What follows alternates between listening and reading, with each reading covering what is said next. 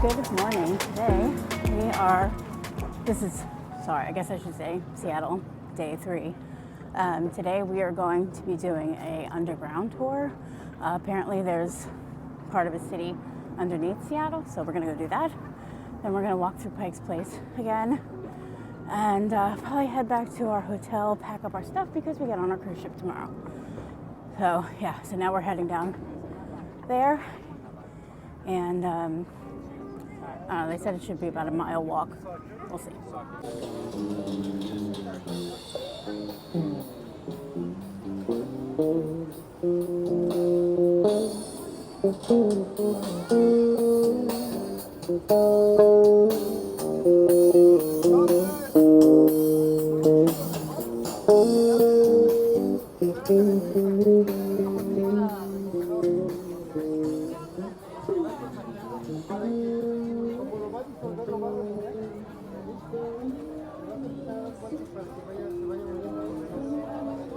Va a quedar ligeramente como gordito, ya con un trapeador, todo parejo. Todo chico. Que si le vas a dar un I mean, I kind of love it down here. There always seems to be something going on. We happen to walk upon a little market or street fair type thing. What color was it? Huh. How big was it? Good luck here. You want your good luck, you gotta come to Seattle. There's a freaking snake. Snake? That's a no. I love snakes. No. I love snakes. That is terrifying. She's having Look at a him. great time. Yeah, she's like, what? No.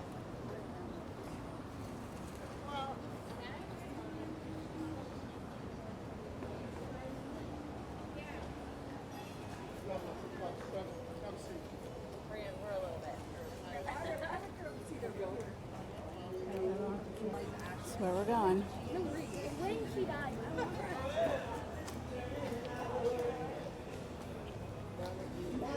About an hour or so. So we're gonna go find a place to sit down and relax for a little while. Listen to the guy in the unicorn outfit. What do you think? About what? The guy in the unicorn onesie? It's an interesting critter. So while we were waiting for our tour, we decided to take a little walk down to the National Parks building so my father-in-law can get his stamp. But as we were walking, a naked lady just bolted down the street. Just bare everything. Guess you really will see anything here.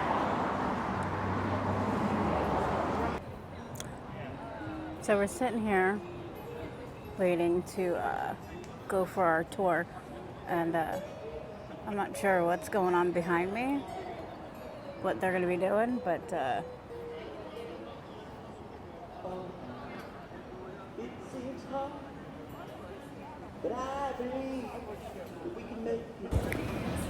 so we started our tour, but they told us that we can't do any recordings under there, so I'm just going to take a bunch of pictures and then I can show you those. Gamers. Next up, you're going to see a series of pictures with the audio that I took from one of the videos in the very beginning. And at the end, you're going to see a series of videos. And I apologize if it doesn't make that much sense. I'm trying to piece together as much as I can, so it does. Because everybody wanted this patch of land, right? It was very much already occupied, but we're not ignoring that for now, right? So the U.S., to make sure that this stayed part of the U.S., because Canada, let's be clear, they really wanted this to be Baja Canada. It would have been terrible. I would have been polite. We would have had health insurance. We can't do that. So the U.S. government, they're sending out single dudes, right? Every single dude who moves out here gets a free patch of land. If he can convince his wife to move out here too, they get about double that. And then single ladies, any guesses? $8 to collect our tears. That is spot on. So that gets us this guy. This fellow over here is Arthur Denny. This is our first founding father. He was a farmer from Cherry Grove, Illinois, right? But he did not want to farm. He wanted to move over here and build a new New York City on the West Coast, right? He knew that he wanted the city to be on the Puget Sound. It's really deep. It's really good for shipping. And so he was sailing up and down the Puget Sound looking for a good place to plop a city, and he decided that the only good place on the Puget Sound to put a city was where Tacoma already was. Are any of you from Tacoma? Okay, you have the good common sense to keep your hands down. It's a very friendly rivalry. We'll come back to that. Now, Tacoma was already taken, so Denny, he hops back in a ship, sails up and down some more, lands here, gives up, and writes in his diary, this is a quote, mind, that he has found the least worst place. And that will build when the rain stops. So it's kind of a bad day for Denny. This least worst place that Denny found, what it was this beautifully open, flat stretch of land right on Elliott Bay. Right? Really flat, no trees in the way, that was cool. And right off to the east were these really steep hills with old growth timber that we could log. So, perfect. Sets up a grid pattern city, starts building some shops. And then the winter came, and the tide came in. Right? Because here's the thing that Denny did not know. Right? My dude was from Illinois. He did not understand the ocean. Our high tides in the winter are 22 feet higher than our high tides in the summer. Denny did not know this. He set up our entire downtown business district in a tide flat, and when those king tides came in the winter, his friends and family would be slogging through a foot of ocean to get to the store. Like, dude, we cannot live like this. This is ridiculous. And Denny would just splash his foot down and say, we can, and we will. And we call this the birth of the Seattle spirit. It's when you have a terrible idea and you just stick with it no matter what. It's also how we explain the Mariners. Too soon. That's kind of close. Sorry. Luckily for us, we got our second founding father. You can tell that we like him more because we gave him the full body cutout here. This was Doc Maynard, David Swenson Maynard. He was a medical doctor, also from the Midwest. He was from Ohio.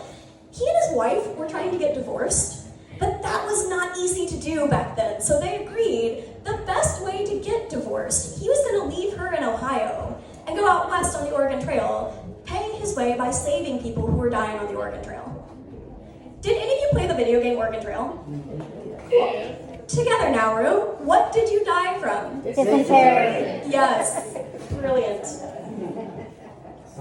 Doc was saving a lot of people who were dying from dysentery, from cholera, good old-fashioned food poisoning. There's a lot of ways to poop yourself to death, right? He was saving them. At one point on the trail, he locked eyes with this beautiful woman. It was love at first sight. Her name was Catherine Broshears. It was so sweet. And even better, she was just pooping herself to death. Right? It was so romantic. Right? He stayed up day and night saving her life. And it worked. He did save her. He could not save her husband. They got married 2 weeks later.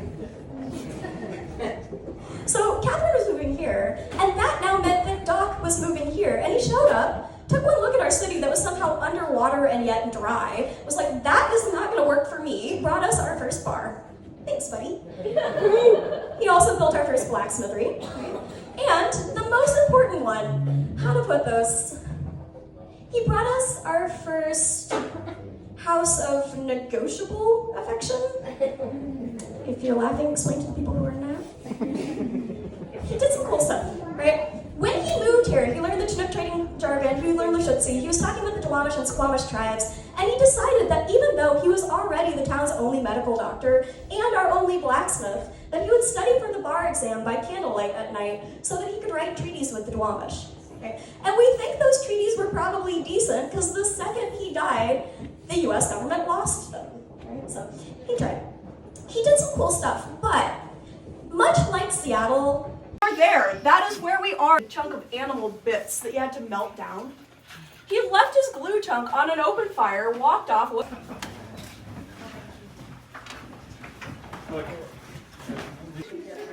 Oh, my knees.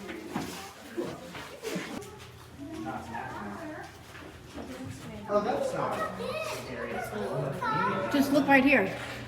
No, but I'm saying the one chair. Yeah. Is there rats? I'm sure there is. Where?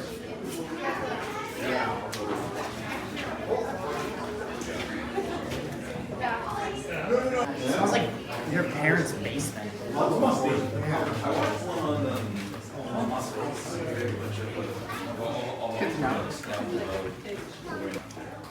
You guys see this crusty thing right here? Crusty, musty, dusty?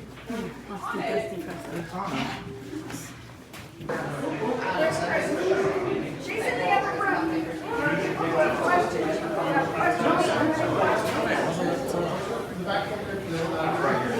No, you're good. I just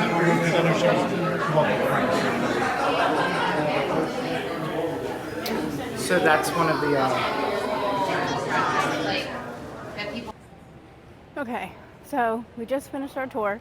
It was really cool. As you see, there's like hardly any video. I couldn't talk. I couldn't really do much of anything, but I did take a ton of pictures.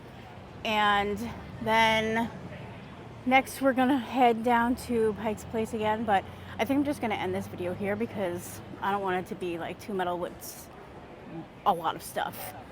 Tomorrow we board our cruise ship, which I will show you that process. So until our next adventure, guys, we'll see you real soon. Bye.